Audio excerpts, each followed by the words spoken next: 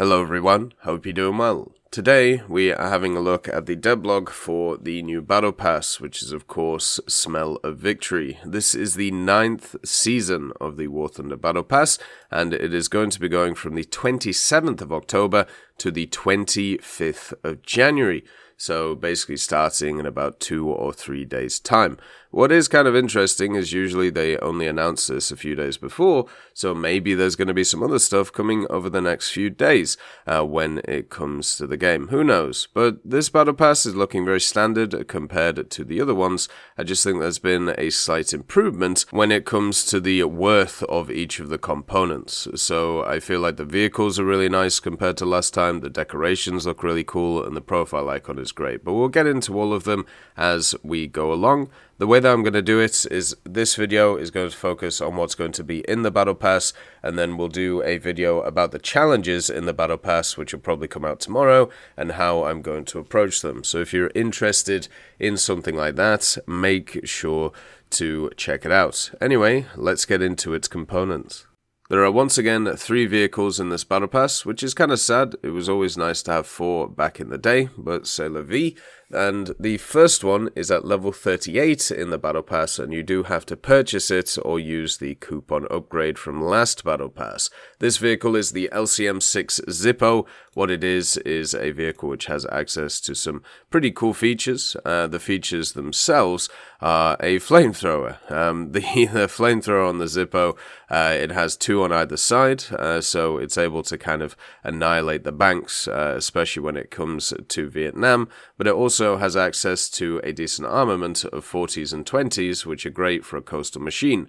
Its main issue is that it's pretty slow though, so it's going to be quite slow going around the place. The next vehicle is also slow. At level 51, you get the Churchill Crocodile. This is the free vehicle of the Battle Pass, so changing it up, usually when it comes to this stuff, the aviation part is the free part, but no, this time the Churchill Crocodile is free. So what is the Churchill Crocodile? Well, it's a Churchill Mark 7, where they've replaced the machine gun in the hull with a flamethrower.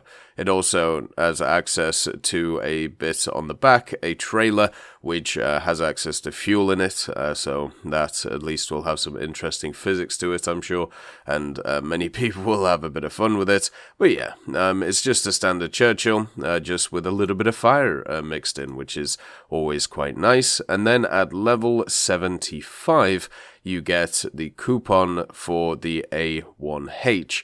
Now remember, if you want to upgrade the coupons, so you can either sell them or you can use 2 of them to be able to get the next season's Battle Pass for free, you have to get to level 125 in the Battle Pass itself. So level 75 with the A1H. The A1H is a Vietnam era ground attacker. It has all of the bells and whistles you would want from somewhere like that. The Sky Raider has access to a ton of bombs. It has access to a ton of rockets. It has access to even countermeasures. The first propeller plane with countermeasures in the game itself. And also, just on top of everything, it has a toilet. So it literally has a toilet with it as well, which is quite nice. You can even use it in the game as a nice little gimmick. So overall, the 3 vehicles, they're really good. And the only issue, at least with all 3 of them, is that their speed at their relative BR may be a bit of a problem for them. There are 4 decals which are in this Battle Pass. Some are free and some you have to purchase the Battle Pass for. For the first one, which is Fire Buggy, this is at level 3 of the Battle Pass and it is for free, so you can get access to it for free. The next one is at level 22 and this is the Flaming Fanny decal. Now, at least where I'm from in England, a flaming fanny, or just a fanny in general, is a woman's nether regions. So it's kind of interesting to see what I suppose things people are going to create when it comes to wonderful decal placements. We've already seen some interesting ones. There's of course the bent over lady, which always gets rode by the bear. That's always a classic. So I'm sure there'll be more classics with this decal as you go along. At level 28, you've got the emblem of the Mobile Riverine Force. This is free, which is really nice to see, and also just a really good decal overall. I'm very happy with that one. And then at level 45, you have the Firebird decal, which is paid for. The Firebird one looks really nice. I really like the font that they've used on it, and also will be great on many of the different things. So that's really awesome. All four decals look super nice. There's also some decorations that are going to be available in this Battle Pass. So at level 33, you can get a tank decoration called the Flammable Sign. So basically, it's just a sign which says flammable on it, you know, kind of standard, you know, just like a caution sign.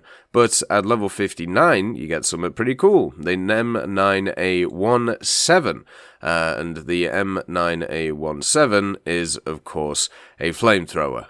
This one is pretty cool. It's pretty interesting flamethrower, kind of a development of the earlier M2 that, you know, you all know and love when it comes to America. So it is, of course, an American one. That one is paid for as well. And then the free decoration is actually at level 72, and it is the Greek Fire. Now, this is a ship decoration. I'm hoping that it has an animation, maybe a few like green flames that comes out of the front of it. Obviously, we had the Hornet's Nest or whatever it was last time with a bit of an animation. Still waiting for Nelly the elephant in ships to be able to move her trunk, because obviously that would be really nice. But if it doesn't fire anything, fair enough, but it would just be lovely to see.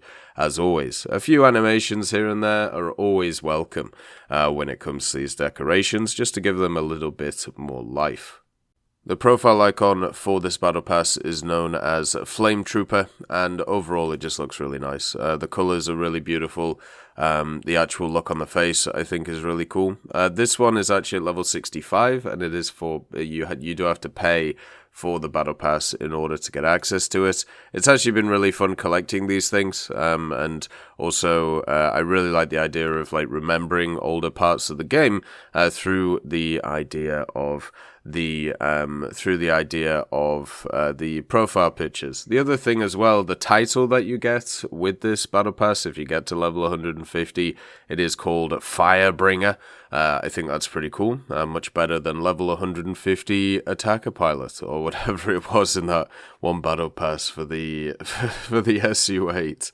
The other stuff as well is you have a loading screen which is for free, just like alongside the title. The loading screen is at level 100 and it's for the A1H. It looks absolutely beautiful. They do a really good job with these wallpapers or these loading screens. They look really, really nice overall. So great job on that front. When it comes to the Battle Pass itself and how the levels work, they're exactly the same as usual. So you get points for logging in from 1 to 5.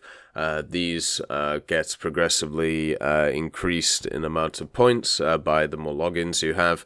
Then completed battle tasks. The first one, the first daily gives you 2 points, the second daily gives you 3 points, and the special task gives you 5 points. So if you complete both your dailies and a special task, that is technically 1 level, since 1 level equals 10 points. Then you got the seasonal challenges, each are worth 30 points, so 3 levels each.